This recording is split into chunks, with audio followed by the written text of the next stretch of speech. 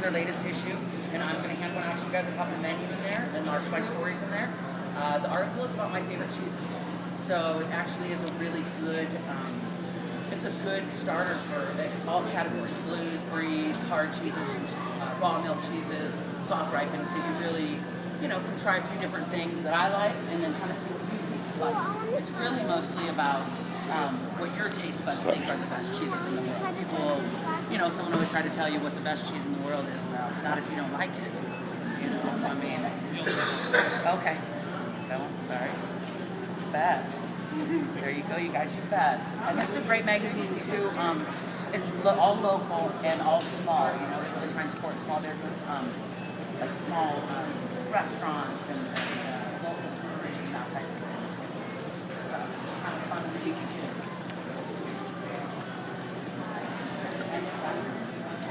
He's got your menu in here too, which tonight is earthy and rustic cheeses, winter Hearty cheeses. So I picked some stuff that's really deep flavored, really tight salt crystals. It's got a lot of flavor, and we're doing cheese. It's Cheese Town, USA tonight. There's not a whole lot of hors d'oeuvres and snackies. We're really trying some cheese this evening.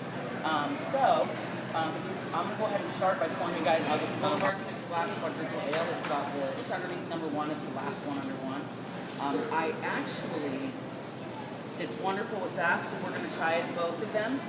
So if you get yourself out 2 glasses, because what my intention was, sometimes I'm just so involved with the cheese that I lose my way. But that's okay, because there's no wrong way with cheese. I've got a couple chairs back here of from cheeses, and in some ways better, because you really get a lot of floral notes, your deeper flavors with a beer, with the deeper flavors of cheese. There's a lot of different characteristics to beer that you also find in cheese. If you know how cheese is aged and kind of what the main taste components are, it's based on terroir, is what they call it. So it's where that cheese is made, literally where it's made, not France, but how close to the ocean, how high how high above sea level, what's grown in that area, what their soil's like, and that same with your grapes. It pulls from the earth and it pulls from the air. Really, and so some cheeses can have really floral notes or like lemony notes, clover, that type of thing, spicier, which are exceptional with certain beers, pilsners, and your lighter cheeses, your lambic beers, your deeper beers, and your harder cheeses. So tonight we're going to pair 2. This is Imperial Ale, which is local. Boulevard, you guys all know Boulevard. They're quadruple ales. They're 6th glass. Really deep flavors, really beautiful beer. And they serve it in a wine bottle. It's great. $8.99 makes a great gift. Really fun for the dudes or the ladies. And with this one, it's fairly local. It's from Kansas City. But we're going to do the Imperial now, which is from Lincoln. It's their vanilla porter, and they paired it with Gruyere. So what I've done tonight is I've set up a pairing of cheeses. They're made across the border from each other, and the one that you tasted the cake in this way is from Blanche Comté, right below the Alsace Lorraine in France. That is where I study. That's where I live. That's my favorite cheese. I can eat it all day. It's wonderful with an almond. It's really kind of got a sweetness to it, in theory. It's not actually sweet. All right, here we go. Ready? Ooh, this one's got a sort of a beautiful, blonde foam. I want to call it flurry, which is the white flurry.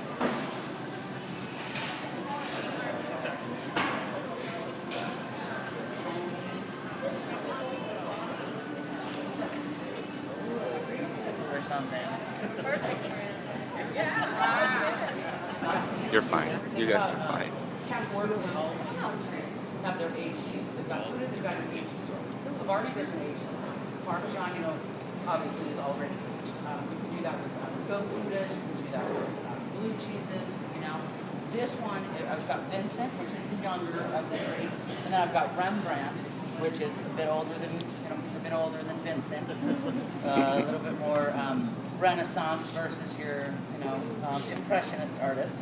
And then we have Grépinaire, which is a 2-year age. I aged it actually 6 months. I wanted to see, some old cheese. No, but It's delicious. It's called Rape and Air, and it is. Once you go past a certain point, you can really see by the color differential. Once you go past a certain point, it really changes. It changes its structure, its flavor. It's nutty. It tastes almost burnt. You know, the last one, and it is. You know, the reason if people always talk about the price of cheese, and it has to do with a number of things. We talk about terroir up front. So certain cheeses can only be made with certain cows that have been, you know, of that same legacy of cows on that same land, in that same country, with that same, you know, time frame, you know, morning milks, evening milks, that type of thing. They have alimentary control in other countries, and we are starting to look at that for ourselves here too, and do already for our wines, and I believe starting with our cheeses because they're becoming more dynamic. So in this case, you can't make these cheeses anywhere else, A, and B, it takes 2 years to age them. So from milking from production through aging, it takes them, they have to sit on every wheel of cheese for a few, you know, maybe 2-3 years before they can actually make any money off of it. So some of them, based on that time frame too, pushes the price up a little. But the interesting thing about, and great thing about America right now is that we've decided that we want to get involved in the cheese game. Like, it took us a couple hundred years, and you know. And what I always tell people is this though: when we came, when every single one of our ancestors, when you decided to come here, you left it all behind. You left your mom's perfume behind. You left, you know, your favorite place to eat, and you left your cheese behind because by law, it's alimentarily controlled. You can't bring that bacteria. You can't make that cheese here. It's illegal, internationally illegal. You know, I mean, you're busted by the cheese police, but it is illegal. So when your grandparents or great-grandparents would say, you know, we used to get big, full, you know, wheels of cheese, but it was just like some random cheddar or some farm-style cheese. It's because that's all they could make. It's buttermilk. It's, you know, curding based on sort of a remedial methods. Whereas now, because of our wine industry and thus now our cheese industry, they're willing to share their secrets, some of their ideas, some of their stuff with us, and I think in some cases some bacteria like cultures and stuff. So you find some great cheeses being made in the United States here now that you wouldn't have found, you know, 20 years ago, 10 years ago even. So something worth exploring. We've got a lot of good ones here. Sorry, so fine. One of those cheeses Didn't mean to is knock called you off the, Jeffrey, and It's we'll taste okay. that when we get Tripod back there. there. It is similar to the Rape and Air, but it's about